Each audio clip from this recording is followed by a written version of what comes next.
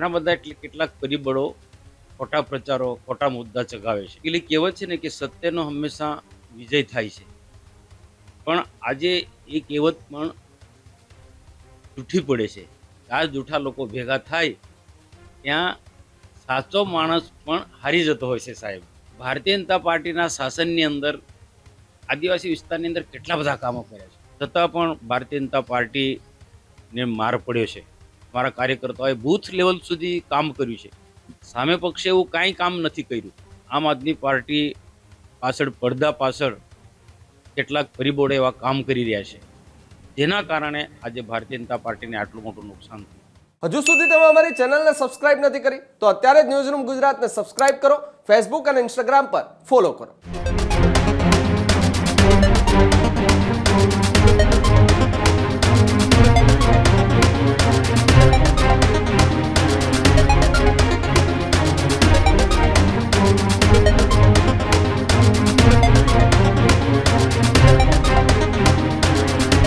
ચૂંટણીના પરિણામો જાહેર થયા બાદ ભરૂચના સાંસદ મનસુખ વસાવા કે જેઓનું એક નિવેદન સોશિયલ મીડિયા પર વાયરલ થઈ રહ્યું છે. જી હા, ચૂંટણીના પછડાટ બાદ મનસુખ વસાવાનું દર છલકાયું.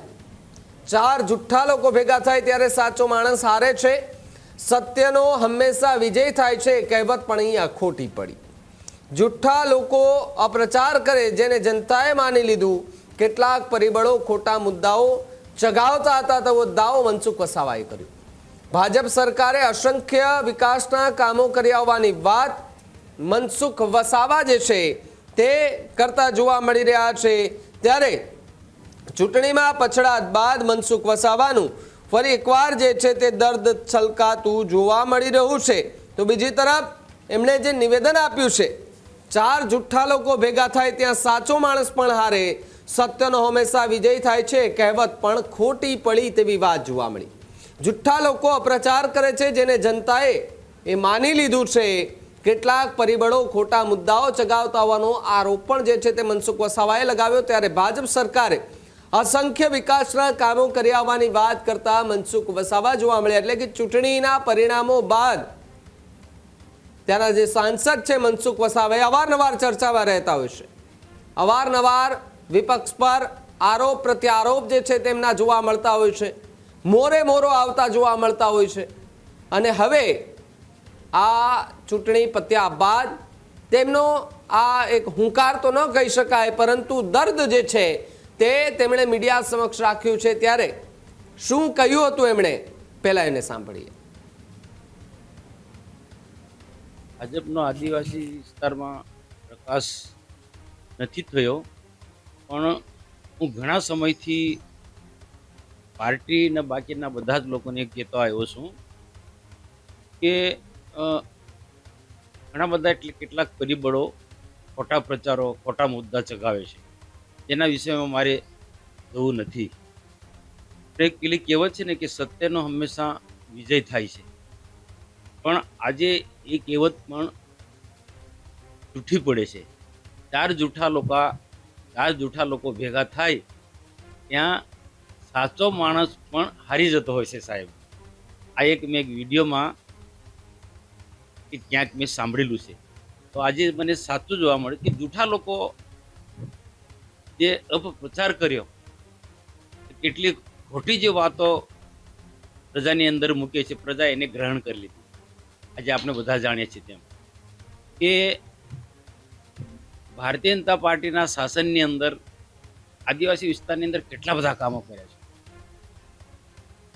સિંચાઈની સુવિધાથી માંડીને, લાઇટ નથી ત્યાં પ્રધાનમંત્રી કુસુમ યોજના અંતર્ગત સૂર્ય ઉર્જાના પંપ, કરોડો રૂપિયાનું ફંડ ટ્રાઇબલ વિસ્તારની અંદર આપ્યું છે.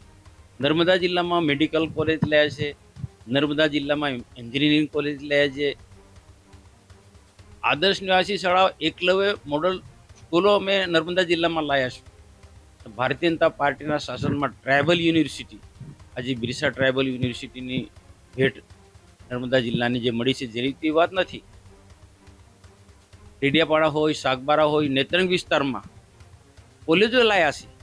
આજે ભાજપ શાસનમાં આવ્યા છે, લાખો કરોડો રૂપિયા સરકારે ફંડ એવું આ આદિવાસી વિસ્તારમાં ફાળ્યું છે અને તેમાં સાગબારા, ડેડિયાપાડા, વાલિયા, ઝઘડિયા, નેત્રંગ છતાં પણ ભારતીય જનતા પાર્ટીને માર પડ્યો છે. મારા કાર્યકર્તાઓએ બૂથ લેવલ સુધી કામ કર્યું છે. સામે પક્ષે એવું કાંઈ કામ નથી કર્યું. ફક્ત ખોટી વાતમાં આદિવાસી યુવાનોને ગેરમાર્ગે દોરવાના, કેટલીક નેગેટિવ વાતો આદિવાસી સમાજને મૂકી આદિવાસી સમાજને ગુમરાહ કરવાનો. હું તો કહું છું કે આમ આદમી પાર્ટી તો એક મોહરું છે. આના આમ આદમી પાર્ટી પાછળ, પડદા પાછળ કેટલાક પરિબળો એવા કામ કરી રહ્યા છે, જેના કારણે આજે ભારતીય જનતા પાર્ટીને આટલું મોટું નુકસાન થયું. ત્યારે જ ન્યૂઝરૂમ ગુજરાતની યુટ્યુબ ચેનલને સબસ્ક્રાઇબ કરો અને ઇન્સ્ટાગ્રામ અને ફેસબુક પર ફોલો કરો. અપડેટ રહો, સત્યની સાથે રહો.